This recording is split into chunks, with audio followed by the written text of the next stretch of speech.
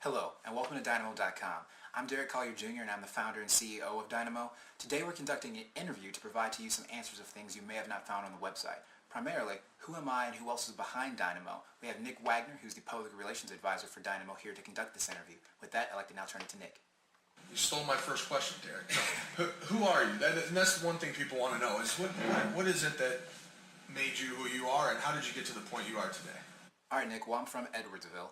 I am a University of Missouri-Columbia alumni. After graduating from college, I went into the military. The military is where I learned a lot about leadership and managing multi-million-dollar budgets, but movies have always been my passion.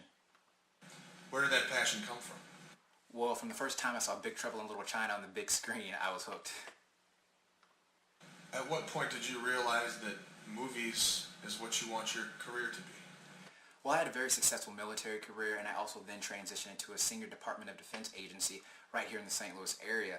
However, I wanted to be that person in 30 years from now when I looked in the mirror. I wanted to look back at that person who took a chance and followed his passion, and Dynamo is that.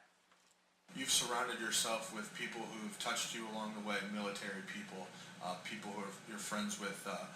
What do those people mean to you in this process, and how have they helped you kind of along in developing Dynamo?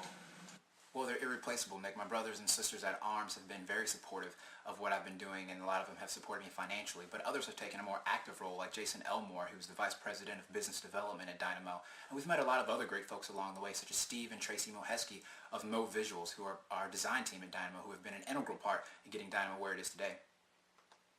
So why St. Louis? I mean, you could go anywhere and probably maybe make more money doing it. Why here? Well, why not St. Louis, Nick? First of all, I'm homegrown. St. Louis is my city, and we know that Dynamo will enhance the entertainment offerings and enhance the city landscape of St. Louis. On the Dynamo front, kind of explain to people the genesis of Dynamo and where it came from and your ideas, how you've picked up ideas. 3 years ago, my best friend Justin Saffola and I went to Chicago just to check out a dinner movie theater. From that point on, we have basically developed a product, which is Dynamo, that is superior to all the other options that are out there. Visited a number of places to pick up ideas, but anytime you start something new, you want to have some of your own cutting-edge ideas. Give us a couple of examples of things that you'll get here that even in the other cinematic dining experiences around the country you can't get. Well, Nick, you'll get a superior theater as well as superior service.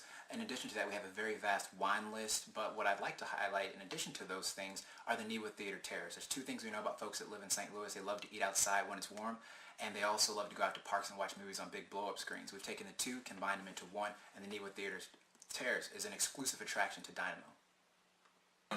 Now, when people hear cinema, dining, they're thinking, boy, this is going to be somewhat costly. But people can come and just watch a movie, can't they?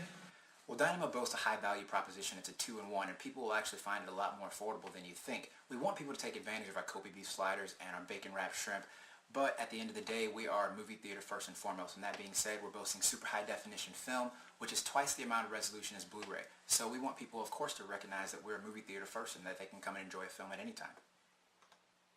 Now, for those of us that do want to come and have some bacon-wrapped shrimp, tell us what kind of commitment you've made to making sure that the food is up to the level of the movies, because we know you love movies, but what about the food?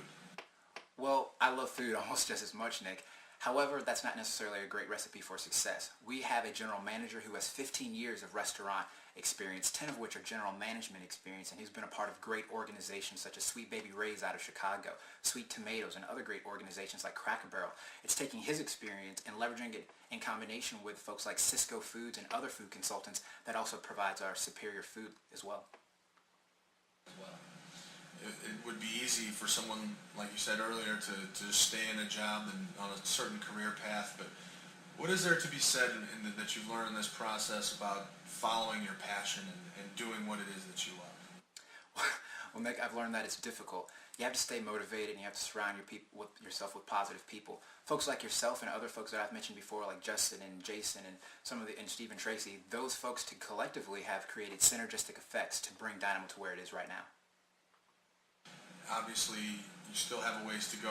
You have to come up with some unique ways to raise the funds to get this thing off the ground. Can you give us an idea of kind of that plan and how you're hoping to reach your end?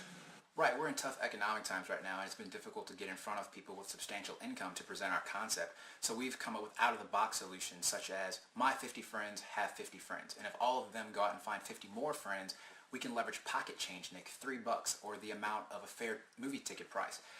Those small amounts over large amounts of people can get us to our financial goal to move Dynamo forward. And we're encouraging people to go to our website, dynamo.com, and check out the things that we're raffling away. iPhones, iPods, 52-inch LCD screens, and travel packages as well. When Dynamo is in St. Louis, what is the benefit to everybody, and can you wrap your mind around when that day will come and what it'll be like when it does? Well, fall of 2010 is our goal, Nick. That's why we're pushing hard during our fundraising right now. So now is the time for people to donate and get involved with our raffle. As far as the advantages that we're bringing, from an economic standpoint, we're bringing jobs to the table, about 80 per venue. And from a cultural aspect, we'll be showing cultural films and independent films. And there's not a lot of film houses in St. Louis that do that. Dynamo will. I'm sure you've dreamt about the day you can cut the ribbon and open the door on Dynamo. What do you think your emotions will be when that day comes? I'll be proud. I'll be excited. One thing I'd like to share with you is I love when people tell me how excited they are when they see our website or when they see a presentation on Dynamo. And that enough right there continues to inspire me to move forward. So when we cut that ribbon, I'll be overjoyed. Thanks for the time today, Derek. Thank you, Nick. I appreciate it.